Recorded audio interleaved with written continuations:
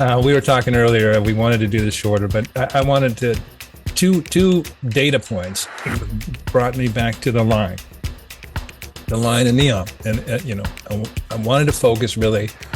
There's been a lot of ink spilled on the line and this and that, but I want to focus again on the audacity of the line being built in Neom. As everybody knows, Neom is a $500 billion futuristic megacity, or depending on your mood, a fantastical white elephant boondoggle being built in northwestern Saudi Arabia. So Neom itself encompasses 10,000 square miles, which is an area larger than Kuwait or Israel, and roughly the size of Massachusetts. And by the way, Lucian, you may have noticed that a lot of the comparisons to Saudi giga projects regularly come in the form of states or countries.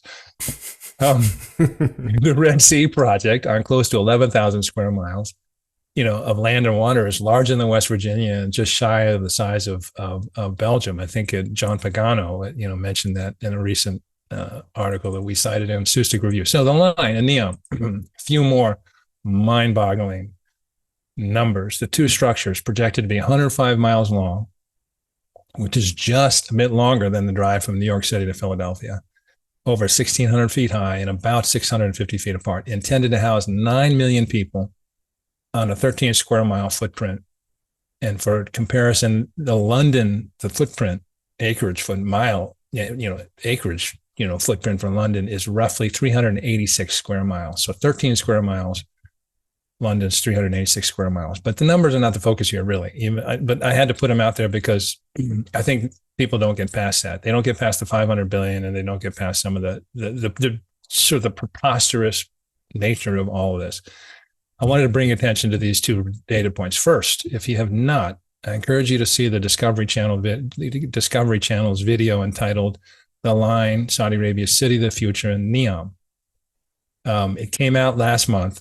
It's 45 minutes long. I recommend it, if only to see things like a graphical representation of what Manhattan would look like if we were built in a line.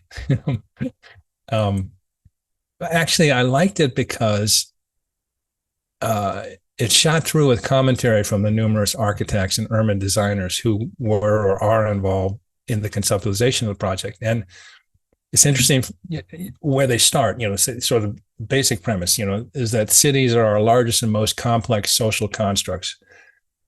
This is a comment from one of the architects. I would argue that moving into the 21st century, they represent our most compelling problem. So all of these people are urban designers, architects trying to figure out how to deal with a modern city.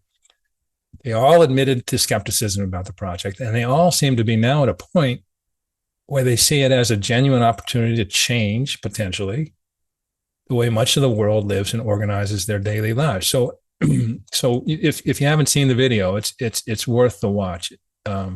Second data point, there's a major exhibition ongoing in Venice right now entitled Zero Gravity Urbanism, Principles for a New Livability. This is from May 20th to September 24th. The exhibit really focuses on the line. It features the proposals of the leading architects who have worked on the line. And this is where I started with this one big thing. What is zero gravity urbanism? And it's important to understand because it drives the line, the whole design concept of the line. So in keeping with the sort of futuristic theme of this one big thing, I turned to Google's AI tool, Bard, and asked, what is zero gravity urbanism? It was pretty good. By the way, do you use, I find Bard is actually more useful than the chat GPT. I am Bard. Are you? This is Lucian is fake, and this is just Bard's bot talking to you. Have you found I use it. It's fantastic. It's really good. I find it, but I find it definitely, gets closer to the mark than chat GPT. But anyway, so this is what Bard said. And I'm going to share it with you because this is driving the conversation for Saudi Arabia on the line.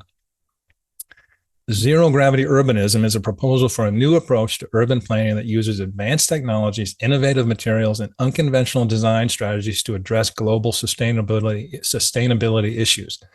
The model aims to balance nature, human well-being, and sustainable progress. It is notable for, one, verticality.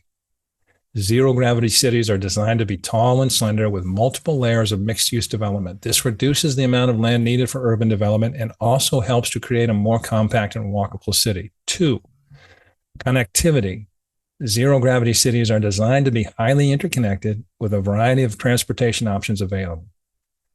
This includes high speed rail, automated vehicles, and pedestrian and bicycle paths. 3, sustainability. Zero gravity cities are designed to be sustainable with a focus on renewable energy, energy efficiency, and water conservation. They also incorporate green spaces and other features that help to improve air quality and reduce the urban heat island effect. Still, this is barred.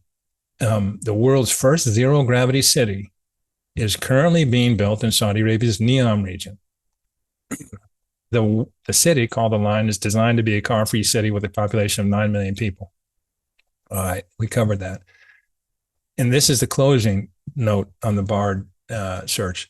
Zero gravity urbanism is still in its early stages, but it has the potential to revolutionize the way we think about cities. By creating more sustainable, livable, and equitable cities, zero gravity urbanism can help us to address some of the most pressing challenges of our time, such as climate change and urban sprawl. Okay, wrapping up. I was drawn to the One Big Thing because of the Discovery Channel. And this came out last month, but it's sort of been sitting there and I've looked at it a couple of times. And also then, the Venice exhibition is ongoing. If you get to see the video, please do. If you're in Venice, please visit the exhibit. Mostly though, I just think it's important to recognize the scale of what Saudi Arabia is trying to do on numerous fronts. I mean, you've heard me, Lucian. I've described their giga projects or things they're doing socially. So economically or socially as big swings. This is a big swing. And for those who don't know what that means, it's a reference to it's a baseball reference to a hitter who's trying to hit a home run. So they take a big swing. And so sometimes, as we know, you hit it out of the park. Sometimes you whiff, you strike out. The Line is a huge swing. I mean, it's a multi-billion-dollar concept. I mean, commitment and investment in a concept. And some people think it's folly. Others think it's visionary. It could end up being both. It could end up being neither, or it could end up being either. But what I admire is actually what comes through in that Discovery Channel documentary is that it's attempting something that's never been done before. If successful, it would transform our understanding of what constitutes positive, healthy urban design. And why it matters, in 2023 is, our world is currently undergoing the largest wave of urban growth in history. It's projected that 68% of the globe's population will live in an urban area by 2050. And actually, in terms of in developing countries, the percentage is higher than that. So this is really kind of a noble experiment. This is someone in a country, and this is in particular driven by Mohammed bin Salman, saying, all right, we're going to take a bet to see if we can change the world. And I know it opens them up for broadsides, legitimately so, real questioning. But again, this is a big swing that I think is, as I said, a noble experiment. And it's just fascinating to watch. Good one, Richard. We did the last time we talked about The Line, and it's good to just keep it going because it's sort of the big thing. Your one big thing this week, the one big thing every week until people are moving in there, and it's going to happen. We talked about this in early July because there was a slew of little news items with updates and progress, and the Discovery Channel piece had just come out. And so what we'll do here is we'll drop into at least the B-roll here with subtitles, the comments from the Crown Prince, which are available online and they just show you how enthusiastic he is about this and how convinced he is that this is worth the shot, like you said, and that it's time to think differently about how we build cities because the current blueprint is not acceptable. And that means that a city is going to be built and is being built now that is different looking and therefore easy to criticize for those on the outside. And he's looking at this as, well, we need to do something. We can't just keep building the same type of city over and over again. And we have to be innovative and forward thinking. This is a city not for today or tomorrow, but for the next few centuries. How are we going to adapt to climate change? How are we going to live in a way that makes people more part of a community, that makes sense, that cuts down commuting time, that lets people work where they live and live where they work and enjoy life?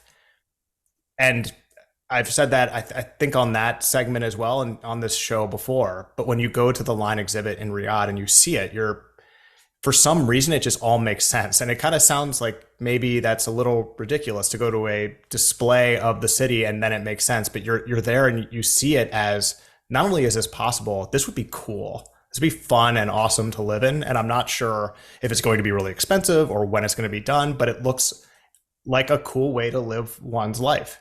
So and it's happening in Saudi Arabia, which is crazy. And that's a great point. And it's a nice, it's intended sort of to be a compliment in that, because I wanted to, again, I started out, let's look at zero gravity urbanism. And what is it? And that's the thing that's so fascinating to me. All right, so this is a new relative, it's a school of thought. It's fairly recent. But it's not as if it's beta tested, or, hey, let's try and do a demonstration project. No, we're going to take the school of thought, we're going to apply it to this, multi-billion-dollar development out in the, essentially, undeveloped land. It's got so many big swings coming together, and I just think it's fascinating. And if it works, it will change a lot about how the world thinks about what works in terms of, how we house, enormous populations. Imagine being an architect looking, I really wish that I had chosen the path of architecture, because I feel like that would be a cool career. And looking at this project would stir up emotions and a whole lifetime of education, of thought about what is being built. But all the coolest stuff in history has been thought in the moment, contemporarily, as impossible or stupid or weird looking or way too innovative. And you could just go down the list of the tallest buildings, the Panama Canal, the Eiffel Tower. Like a lot of these things that were built at the time were almost ridiculed or thought to be unachievable, and they pushed the envelope forward, and then the next thing and the next thing. And this is going to be something that, regardless of how much of it they deliver, how long the line ends up being, will still contribute to the front line of architecture and thinking. And we had Saudi Arabia's one of Saudi Arabia's leading architects on the program, Richard, almost a year ago-ish now, Day Al Dawan, and from the Saudi Center for Urban Design and Planning, I believe was her organization. And maybe it's time to have her come back and talk a little bit about the line, because it just, it's one of those things where I'm excited about it, because it's cool to see come online, and they are building it. And that's one of the interesting things in that documentary. It compared it to the Apollo space program, NASA's, in terms of coming together of vision, funding, and commitment to making it happen. And again, you can take, listening to the documentary, fine. People will have criticisms of it, this and that. But what comes through is these designers going, holy crap. This is, the evolution of their thinking. This is crazy. Oh man, this is neat. Wow, I really want to be part of this. And I think that's the sort of the trajectory and the curve a lot of people have taken, if they're involved with it. And, maybe it'll work, maybe it won't, but it's clear that people are going, this is worth a shot. And it's such a unique situation. You've got a really motivated de facto head of state and in a country that's trying to transform itself with funding available. And it's decided to do this. Yeah. It could have done anything. Could do a lot of things. Could be put this money in the bank. But it's doing this, and wow, and we get a front row seat. Saudi Arabia has always been interesting to me and to us, but from the get-go, when I first went out there, when I first paid attention to the Gulf, it's been interesting. Boy, it just keeps getting more interesting.